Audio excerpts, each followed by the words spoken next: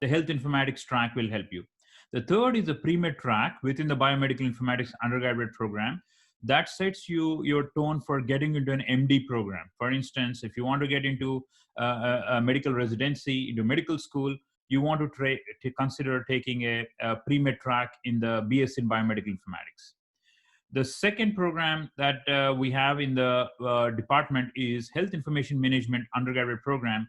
This is largely related to medical coding, and students who try to work on this are familiar with how health information in medical records is encoded, right? When you go to hospital, anybody for that matter, your information on your health status is captured in medical records. The way this data is encoded and how you analyze the data and how do you help the physicians and the clinics to underscore this data is important. That is largely covered. The encoding, processing, and all the analysis related to it at a high level is what is taught in Health Information Management undergraduate program. And we also have some certificates in medical coding at the undergraduate level, but these are not full-length programs by themselves. Now, the second class of programs, which are graduate programs, I won't be spending too much time, but I'll give you enough so that you can think of how these programs can bridge your undergraduate careers, okay? For instance, there is a PhD in bioinformatics. We have a PhD program in health informatics. There are programs for instance, masters in bioinformatics, masters in health informatics. As an example, if you end up doing a BS in biomedical informatics with a specialization in bioinformatics, you could consider doing a master's in bioinformatics, and this can be accomplished in 5 years because you can try doing an accelerated bachelor's and master's program where some of your undergraduate coursework can be double counted towards your master's. That enables you to get a bachelor's and master's degree in 5 years, okay? Or if you're trying to do a BS in biomedical informatics with a health informatics track, you could consider doing a health informatics master's, and you could finish both these degrees in 5 years, okay? Those are some possibilities. And there is also this possibility of mix and match. You could try doing a BS in biomedical informatics with a bioinformatics track, and you could try to get into the health informatics masters and vice versa. And that depends on the interest of the student. And we can always talk more about if that is of your interest down the line. So there are programs at the graduate level which are called certificates. Certificates are usually like 12 credits or 18 credit coursework. And these are valuable for students or people who are working in the industry. And they want to come back and get some training in specific areas such as machine learning, artificial intelligence, or if they're interested in drug discovery or those kind of things, you could consider doing a precision medicine.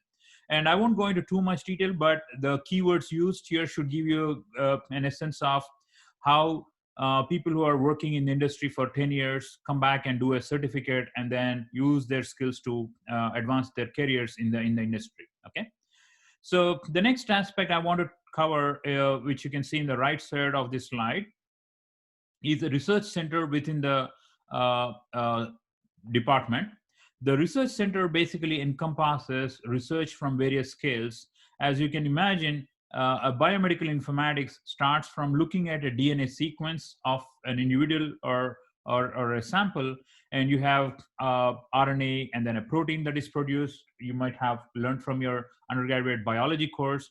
And within the cell, there are also metabolites, there are pathways, there are cells. The cells give rise to tissue, tissues give rise to organs, and organs give rise to individuals. And individuals' health actually dictates population health, right? For instance, if you consider the SARS-CoV thing, one individual's effect is impacting the population, the transmission, right? So the problems in the department that are worked on by various colleagues go from all the way from the DNA to all the way to the individuals and the population health that we are talking about.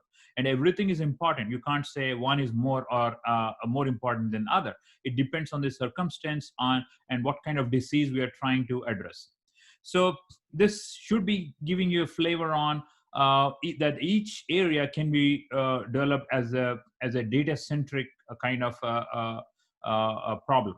For instance, when you sequence humans to study a disease, you want to know if a particular group of individuals are predisposed for a disease, right? We talk about some families are predisposed for breast cancer, and that is coming all the way from the DNA sequencing data, right?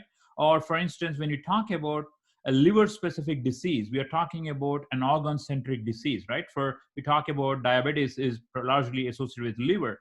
We are talking about liver specific disease, so we need to study more about this particular organ. And IU being a place where there's a lot of access to clinical health data as well as clinical samples, me and a lot of colleagues directly have access to these patient samples. And for instance, labs mine like mine, we work on both experimental and computational aspects. So you tap into these clinical samples, you do sequencing and data analysis at the same time. So sequencing would be experimental, data analysis would be computational, and that puts you at the forefront of looking at the data and mining and interpreting and giving some healthcare outcomes. Okay. Now, there are some of these charts that you can see in these slides that, for instance, we are talking about enrollment of our students, how they are increasing with time, and there are sometimes flexibility variations. And overall, our undergraduate programs are continuously increasing, and we are very fortunate to have a good number of students from around Indiana. And you can get more information from Angela, and my colleagues would definitely be happy to provide how our programs are growing with time. So within the context of research, for instance, in our department, we have themes such as omics technology and precision medicine, which involves how you use sequencing data from patient samples and how you can use it to precisely tailor drugs for individual human beings. So that is one area of research. There is also an area of interest which to several colleagues on biomarkers. Are there any molecules, DNA or RNA markers in the blood or saliva of individuals which can help you to quickly diagnose whether a particular disease is present in an individual? So that relates to the aspect of biomarker discovery. Can you quickly tell by looking at a saliva or a nasal or a blood or any fluid or sample to diagnose the presence of a disease or potential onset of a disease? So that refers to the biomarker discovery, and this is applied to cancer because early detection of cancer is very important before it gets more complex in patients. The third theme of research which is of interest in the department is systems biology and data integration. There are colleagues who are trying to understand the complex cellular network. Just as you can think, humans don't work alone. We are in a social system. A lot of people talk to each other. There's a network, right? We talk about Facebook and networks. So in a similar way, in the cell, things are not like individual proteins and DNA are just hanging around there, right? They talk to each other. And that relates to the complex interactions that are happening. And these interactions change between humans, and within a human, they change between one tissue to the other. And this refers to the notion of what is called as systems biology. And the data integration in the systems biology helps you to identify what are the key molecules which are driving the presence or onset or progression of a particular disease. That's one area of research. Some colleagues work on this. And we have other thematic area called data analytics and predictive modeling. This refers to where you're trying to put a ton of data into a magic system, right? We commonly refer to that as artificial intelligence, right? And you want to predict what is the outcome. Given a ton of data, can you predict an outcome magically? So that refers to the thematic area 4. There are also colleagues who are trying to understand how health record information that is available for patients can be used for real-time interaction with patients' health through smart apps, so that we can inform the patients and in a reasonably short time and how their health condition is changing. So that refers to broadly the smart and connected health thematic area. And there are some colleagues who are interested in cloud health and personalized care. This is an evolving paradigm as more and more younger generation folks are using app-based and integration of several health apps in iPhones and so on to real-time monitoring of health outcomes, okay? And you can see the faces in the next slides of the various colleagues. For instance, Kathy is a board certified nurse practitioner. A colleague, she's an assistant professor in health informatics. Her interests are in clinical pharmacology and health informatics and medical informatics. She uses her skills to develop precision health pharmacogenomics skills. Uh, the next is me. I run a lab which is focused on genomics and systems biology. For instance, we try to develop methods, experimental and computational methods, for understanding how in the cell RNA interacts with proteins and RNA interacts with other RNA. And we develop a range of experimental and computational methods. Okay. For instance, we recently developed a diagnostic method for SARS-CoV-2, which can scale up to 100 patients in a short time, 6 to 10 hours. We can test for the presence or absence of SARS-CoV-2 in 100 samples, which is a very scalable system, but still it's a cost-effective platform. And this is something that is going to move very quickly into public use, and a lot of colleagues are appreciating this work, and we hope to build on this. That's just an example of one of the applications of research-based techniques and tools that are developed in research labs.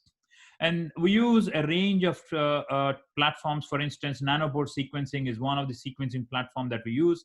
It is a real-time benchtop sequencer, which enables understanding how DNA and RNA alterations happen in a virus, in a bacteria, in a human cell, whatever you want.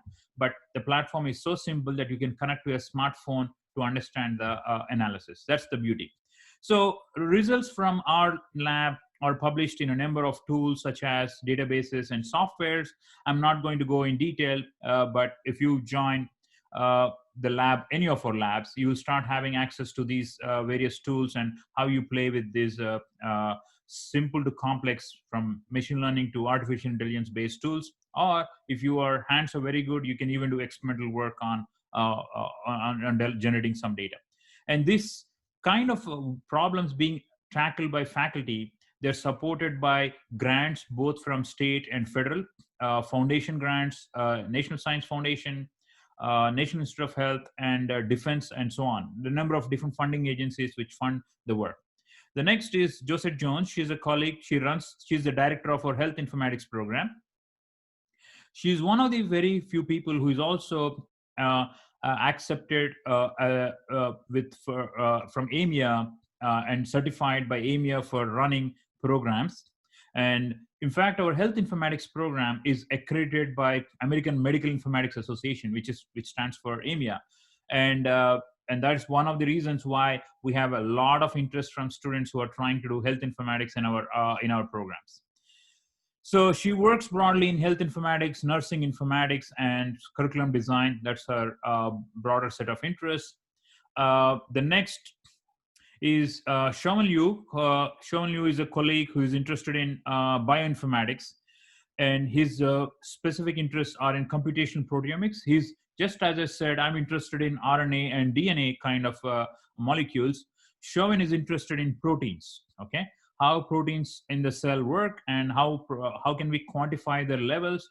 How do we make sure that we accurately identify the presence of a particular protein in a particular tissue sample or a cell line or whatnot, okay? And they develop algorithms and softwares for analyzing data resulting in the proteomics world. The next is Saptarshi. He's a faculty in the health informatics program, an assistant professor. He's also into the data science area. His interests are in undergraduate education, for instance. His specific areas of interest are how to improve healthcare delivery. And he has been part of global health initiatives such as, there are how you implement these medical record systems in some countries is not so well established. And he has been working with Open MRS, which is one of these platforms for medical record systems to be implemented in resource limited countries, starting from India, Kenya, Bangladesh, and so on. And he's also interested in developing mobile apps for patients to connect and then use smartwatches. So those are some of these broad areas of interest. I'm trying to skim through fast, but feel free to interject anytime. And I know this is a lot of information, but even if you capture some of it in a high level, I think you'll get a flavor for what the department and the programs can offer for your interest. For instance, in another series of projects, Saptarishi is interested in looking at brain scans from radiology images to see if machine learning methods and artificial intelligence methods can be used to study whether the learning is different in Alzheimer's patients versus normal people, whether the brain scans are enough to actually predict the progression of these diseases. Or he's trying to develop mobile apps and virtual reality for in resource limited countries where people can be helped with artificial doctors, okay, mobile health. Imagine you can develop an app where a doctor cannot be reached, and in a resource limited kind of settings, and the app is doing what a doctor could probably do in a physical presence. And that's the kind of technologies that he's trying to develop to help in these resource limited settings. So we next have Gary. Gary is one of our few colleagues who has both a law degree and a business degree, as well as ton of health informatics and healthcare expertise. He's currently leading the center for that I'm talking about, the Biohealth Informatics Research Center, and his broader interests are in legal and business aspects of health informatics. He collaborates with industry. He is very helpful in commercializing technologies developed in the biohealth informatics for public good. For instance, one of the technique that we developed for the coronavirus testing, we took help from Gary to start thinking of commercializing those kind of testing paradigms. We next have Juan Maiwu. She is our current chair of the department. Her interests are broadly in multidisciplinary research, such as in health informatics, bioinformatics, broadly integration of data from a wide range of sources for addressing evidence-based personalized healthcare. Okay, so she's interested in building databases, which are important for storing health information, and how you can tap such health information for, let's say, diabetes outcomes or in cancer radiation kind of treatment projects. We now have JingMing. She's a colleague. She's an assistant professor in bioinformatics. Her interests are in Alzheimer's, machine learning, and how you can use data from imaging modalities, like the one I was talking, Saptarishi, colleague. He's also interested in looking at imaging data and trying to predict onset and progression of Alzheimer's, Parkinson's, and similar kind of diseases, brain diseases. Broadly, neuroscience with machine learning and systems biology are her areas of interest. ChengYang is a new colleague in the health informatics. His interests are in natural language processing. This refers to the field where you're looking at textual data, tons of textual information, and trying to make interpretation of such data just as a human would actually read it, okay? We imagine a machine can do what a human is trying to do by reading the text and inferring what is useful piece of information. That is broadly what natural language processing does.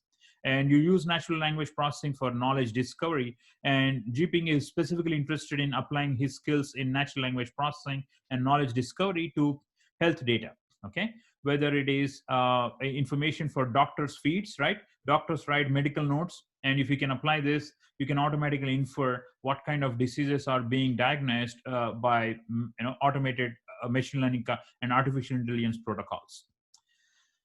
So I already briefly mentioned about Biohealth Informatics. Biohealth Informatics Research Center in our school is a hub which basically pushes information which is generated, information I would mean to say intellectual property, right? Novel technologies that are being developed which are useful for public good is funneled through the Biohealth Informatics Center in our program.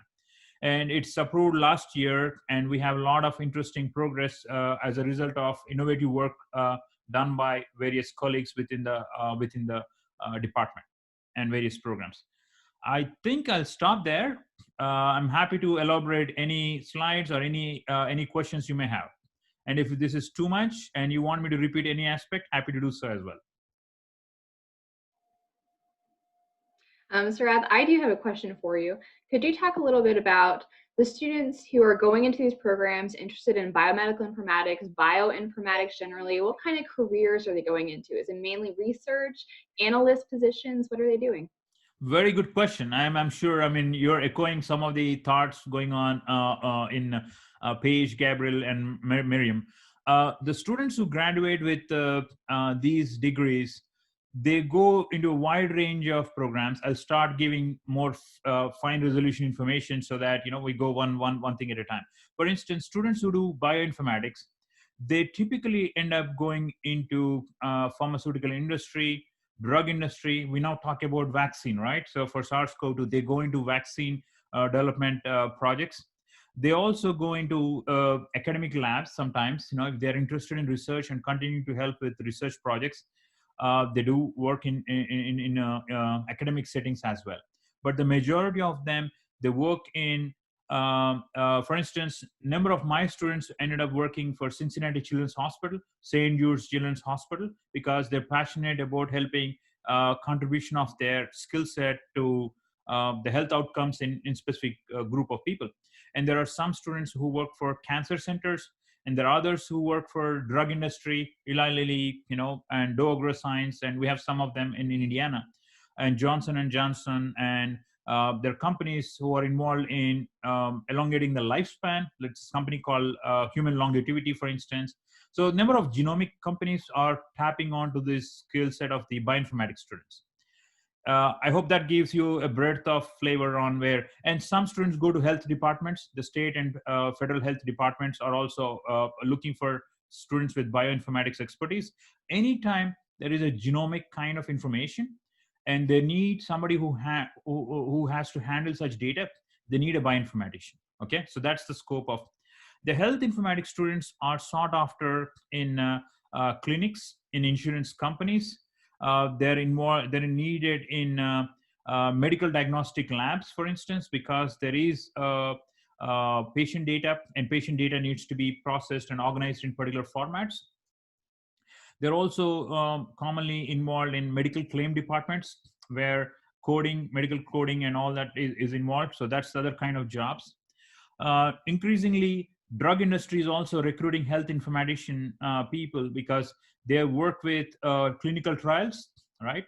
In case you don't know what a clinical trial is, you recruit patients when you want to try a new drug. You want to see that the drug actually works. So you recruit like 100, 200, whatever number of patients to try whether the drug actually works. And that needs a lot of health information, right? As you can imagine. And there is also a component of bioinformatics in such large clinical trials. And that's other kind of a job setting. And that's the breadth of undergraduates who finish. But the skill set that somebody has is going to dictate whether a particular company is going to hire a PhD or a master's. If you are, as you can think, if you're a rookie and you have a basic skill set, probably they're looking for not so much. Then they would be looking for an undergraduate. But some projects need a group leader, a person who has to manage like 4 or 5 other researchers, or then they're looking for a PhD. So the skill set is going to be different when depending on whether you're a bachelor's or a PhD.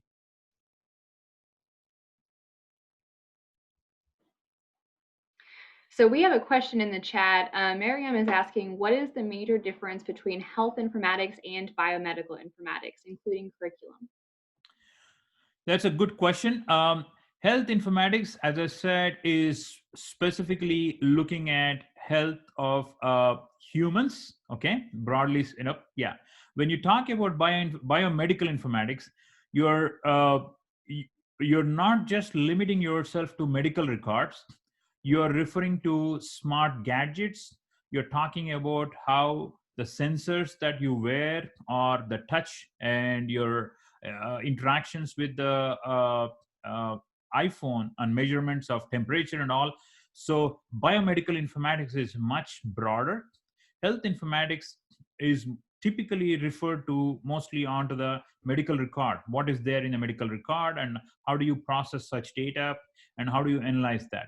Biomedical informatics refers to the umbrella of broad range of things, from the the DNA to all the way to, in this slide that we are looking at, the whole cocktail, right? Everything contributes to the disease. When you refer to biomedical informatics, you're referring to the whole thing. This is also referred to as biohealth, in an invariable way. But health informatics is only referring to the population or individual's health, okay? And that too mostly onto the medical records, not much on the other kind of piece of information that you can capture.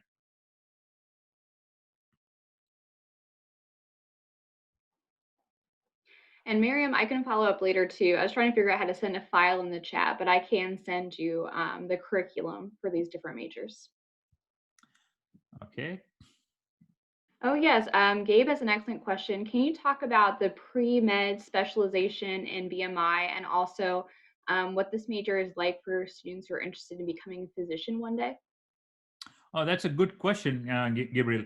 So, biomedical informatics undergraduate program with a pre-med track is precisely we kept this in mind for students who want to get into medical programs, and it covers you all the courses that you need for getting your examination for getting into medical school. Okay, you will be well prepared by the time you finish the coursework in the pre-med for giving your the pre-med exam and so on.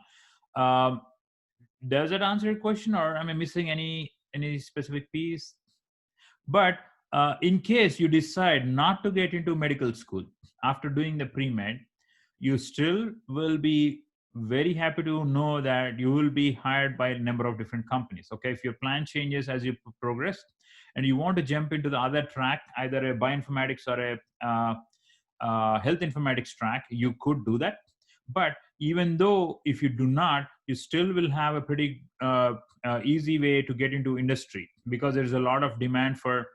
Just to give you a ballpark idea, a student who does a pre-med in biology and misses to get into medical school, if that student is getting X dollars per year, okay, I don't want to put the numbers, but if that student is going to get a job for X dollars a year, pre-med in biology, not getting into medical school because they have to find another job. In comparison, if you do a pre-med in biomedical informatics undergraduate program, uh, the graduating student would get at least 1.5 times the salary, okay, just because they chose this undergraduate program or a biology major. Does it help? Or am I missing any specific question you had?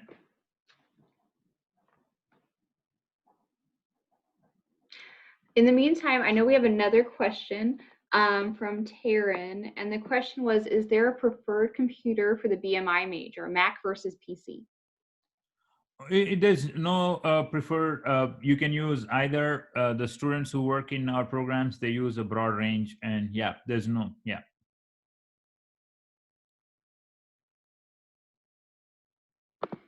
A question that I get asked often is if students need to purchase their own software and things like that.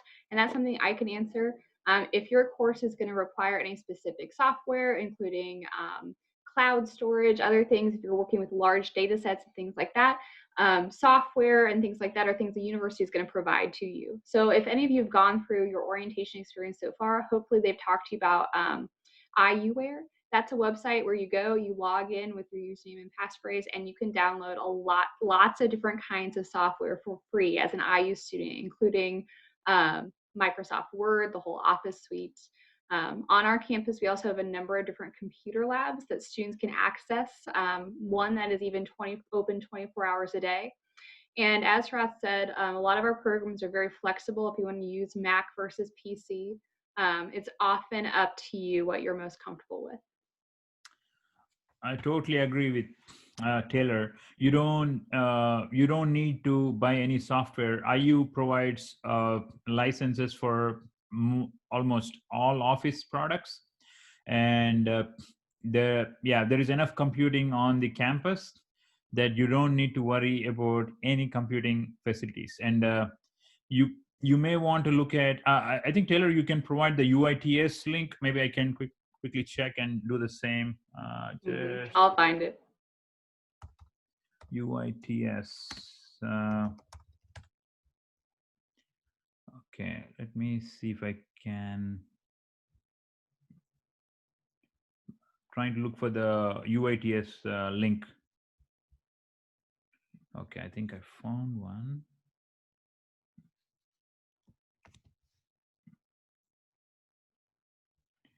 So check this link and you should be able to get a good idea of what kind of computing facilities that IU offers. Mhm.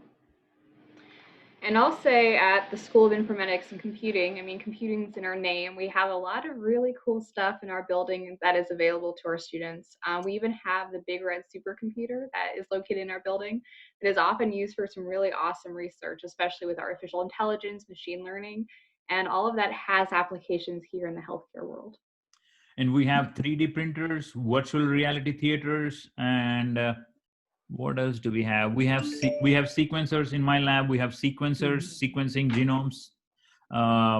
Yeah, and what other virtual reality, 3D printers?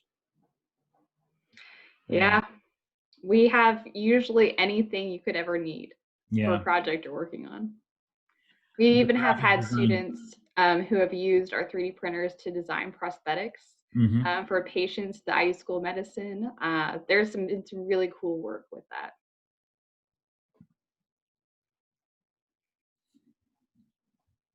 Yeah, great questions so far. I'm so glad that you guys are asking all these questions. Do you have any more? Maybe just about what life is like as a student, maybe jobs on campus, research opportunities for undergrads.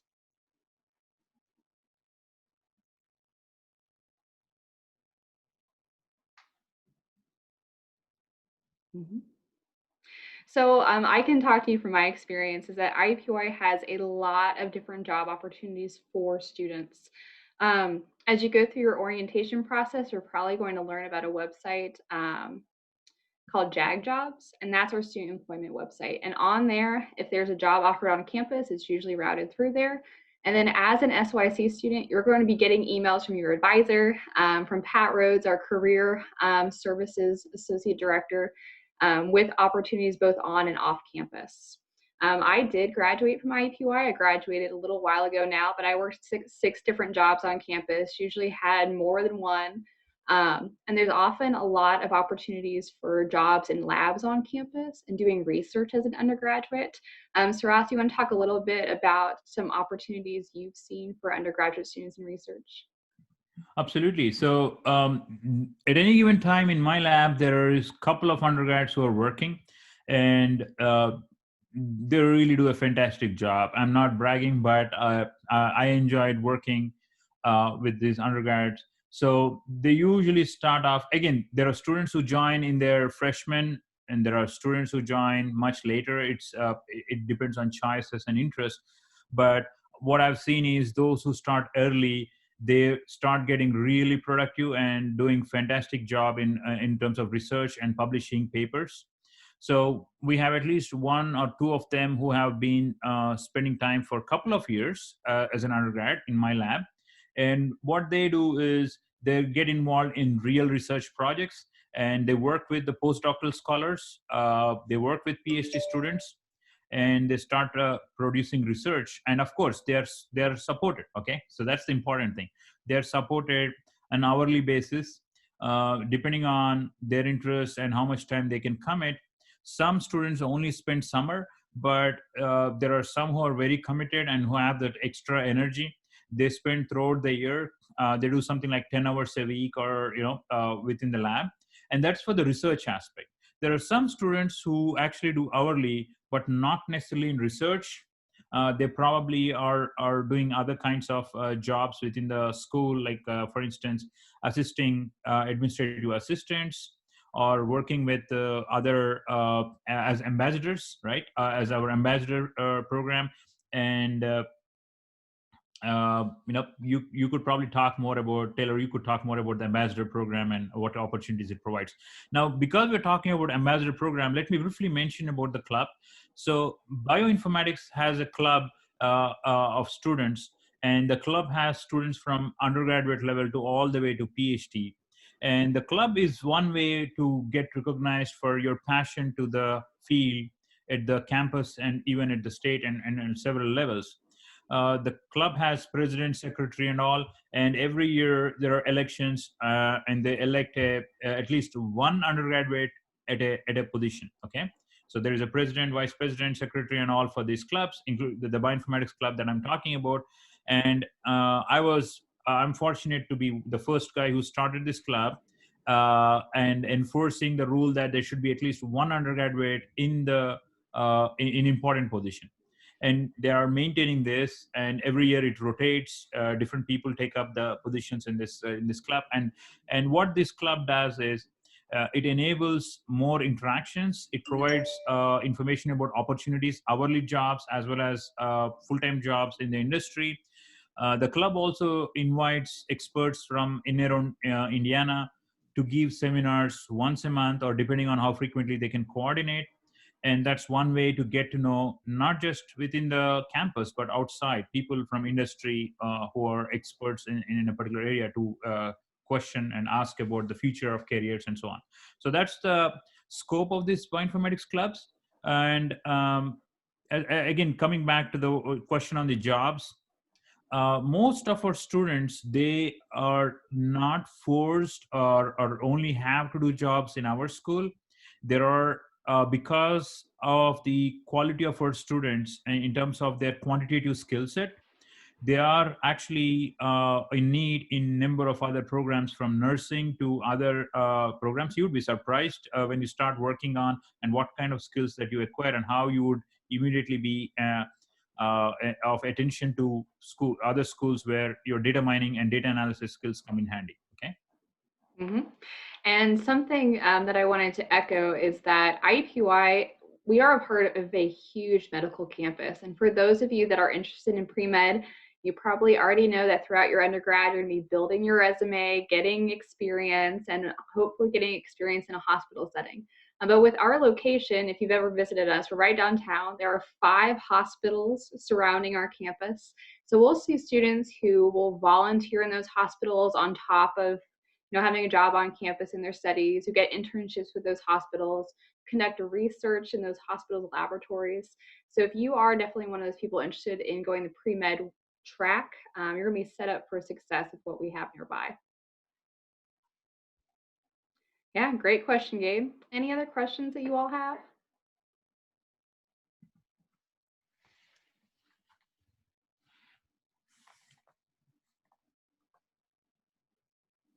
I know that all 3 of you, I believe, are committed to coming in the fall, which is very exciting. We can't wait to actually have you back. And I know that all 3 of you have signed up for orientation. How is that going? Has anyone had a chance to actually sign up for their courses yet?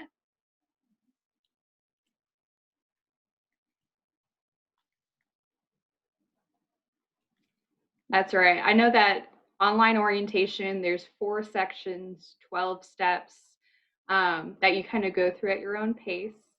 Oh, not sure how to schedule a meeting with your advisor. Awesome.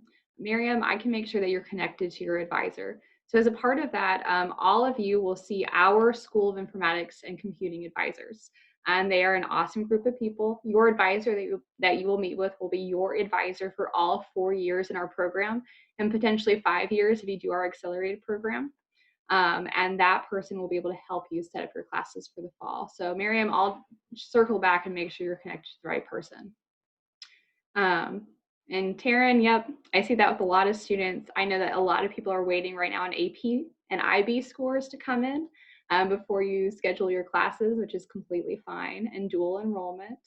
If any of you have taken any dual enrollment courses through a local community college like Ivy Tech or another school, make sure to have that university send a transcript to IUPUI so you can get credit for those courses that you took. Well, awesome. I just wanted to check in and see how that's going. And if you all do have any questions in the future, again, I'm Taylor. I'm the recruiter for the school. You all have gotten a million emails and texts from me. So feel free to reach out if you do have any more questions, especially about what do I do next? Who is my advisor? How do I set up classes? Because I can help you find those answers. All right. Any last minute questions for our guest here?